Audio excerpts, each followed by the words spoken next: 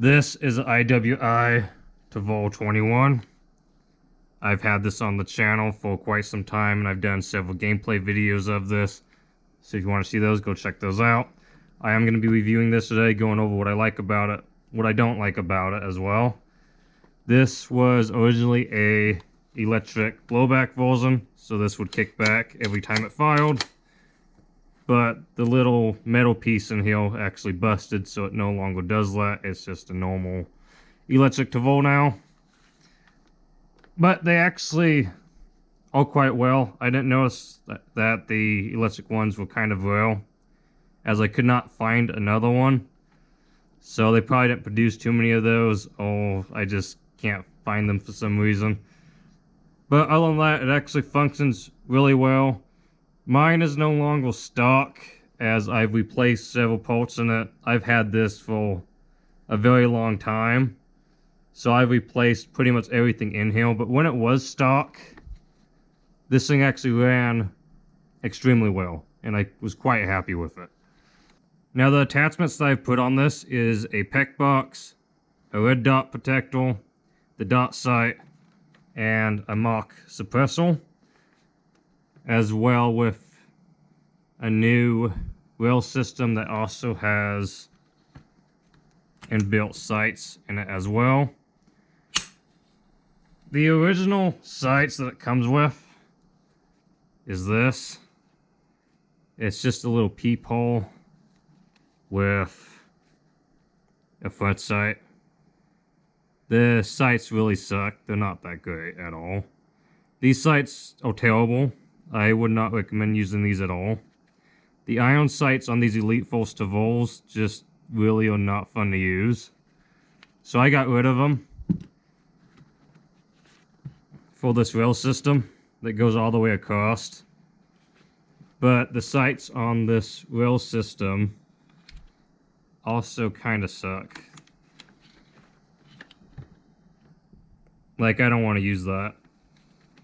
So I just put a dot on mine. That's what I recommend. Just run a sight on there. Don't use the ion sights. They're quite awful and not fun to use. Now for your battery, just push this button in and the front slides off. That's where it's going to go. And it slides down inside. Just like this. Plug it in first. Slide in there, and it fits neatly in just like that.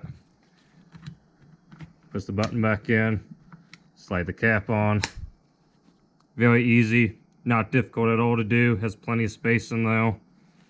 Switch to semi.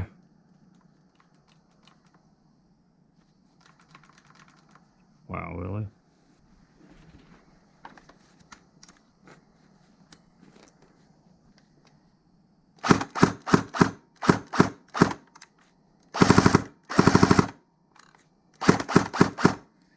There you go.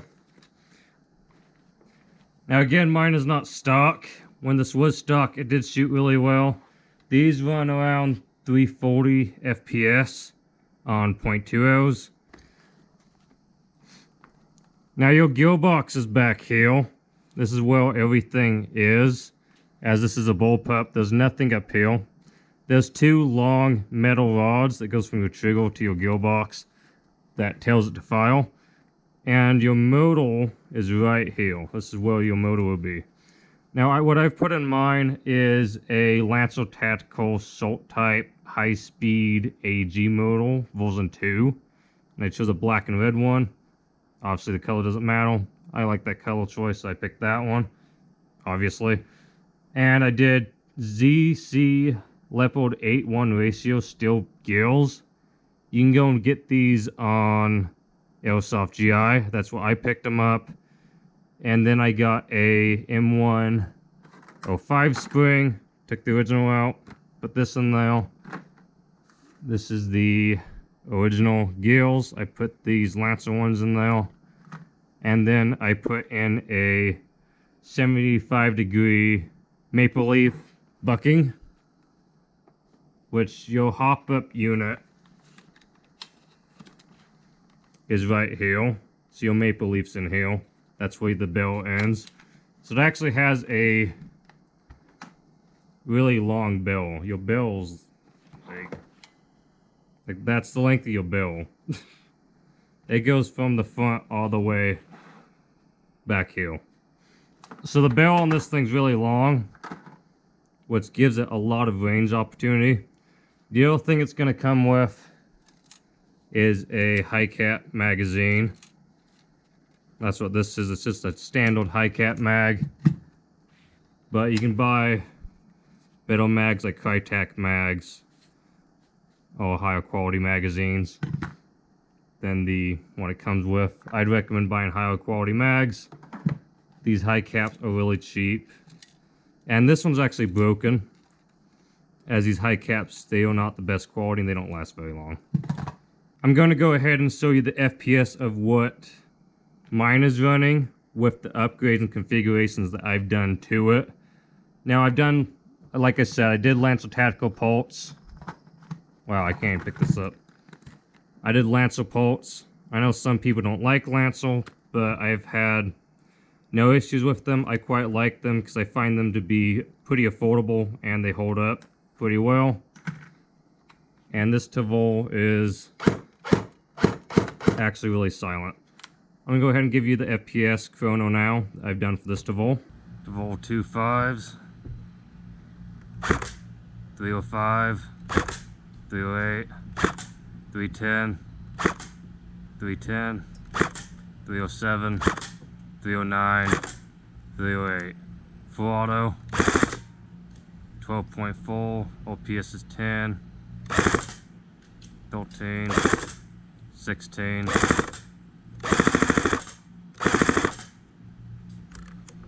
OPS 26, 30, 33.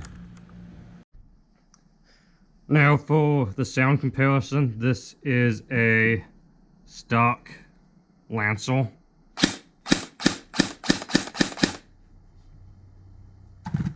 And then my Tavor with the upgrade Lancer modal. Way quieter, big difference.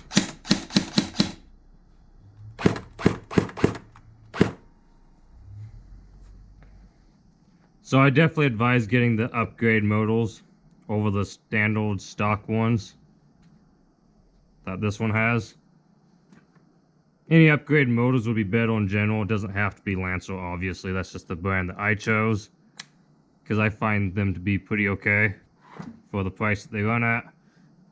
And then I'd advise to get a 1-point Sling or a 2-point, and then get a Sling front rail attachment. But I just run mine on a single point, so I can just detach it and then swap to my handgun.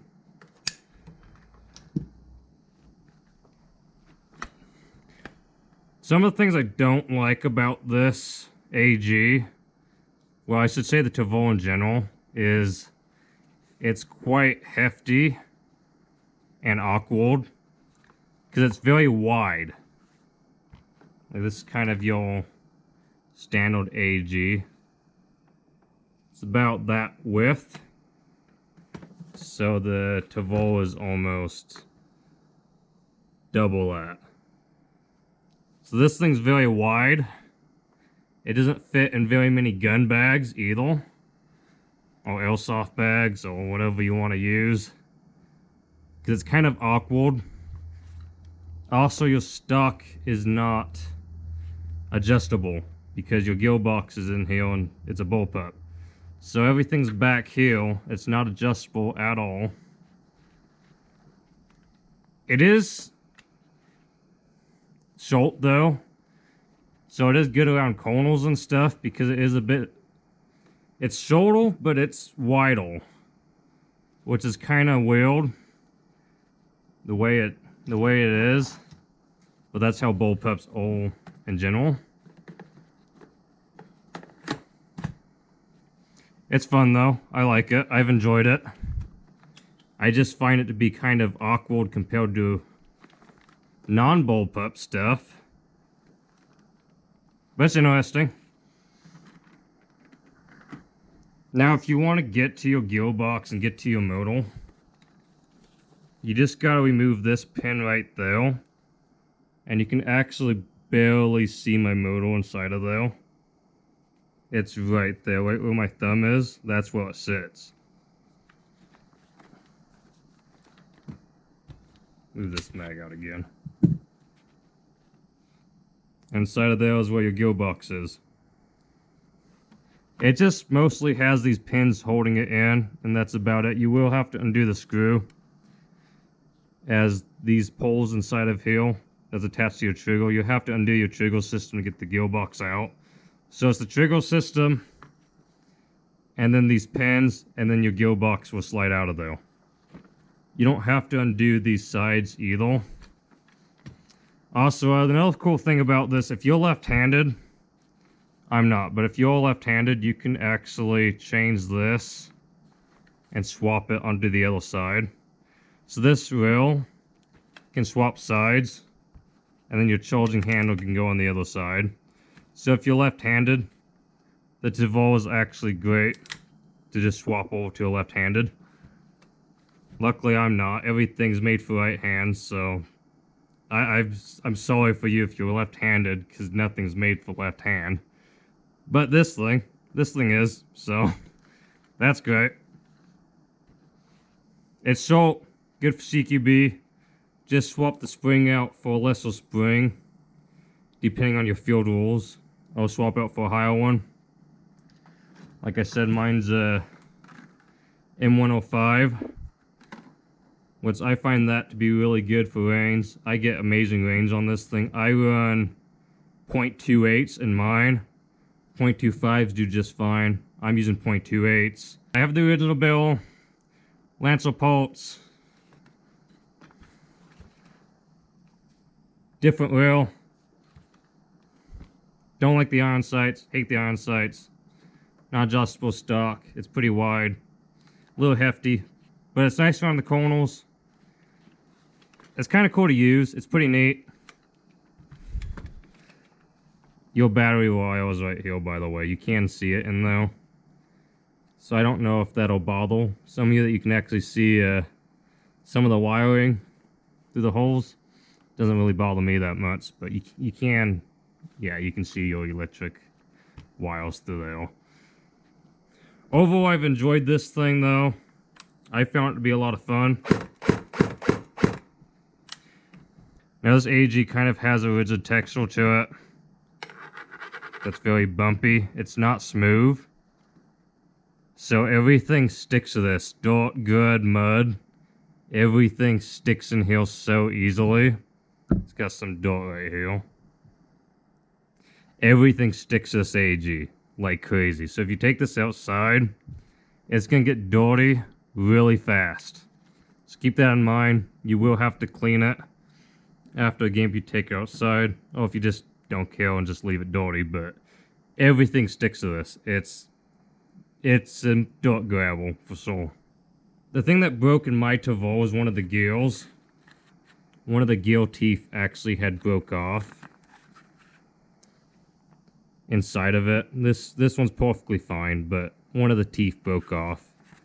Everything else was fine. It's just one of the gears gave out, and that's why it stopped working. And then the blowback gave out as well. That's when I put it together. I might have put it together wrong. I just guessed on the blowback system, because I haven't messed with the electric blowback system, especially a Tavor blowback system. So I just kind of guessed how it was supposed to go in though, and I might have put it in wrong, because that metal part just broke in half. So I might have put it in wrong. Oh, it's just was just given out. It just was time for it to just die on me, I guess. But overall, I like this.